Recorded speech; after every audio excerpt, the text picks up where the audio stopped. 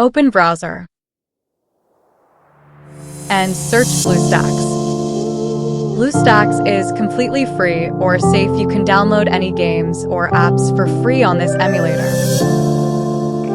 Then download it. It will take some time to download. After download, open it. Then search BGMI or any games or app you want.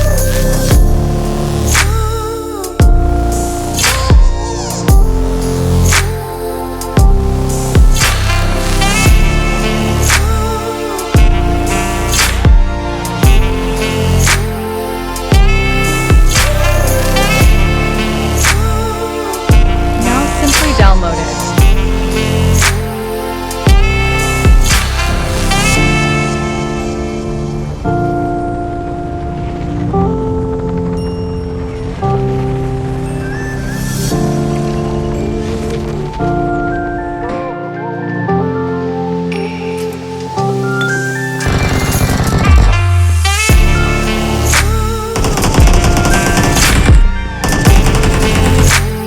For more videos, please subscribe,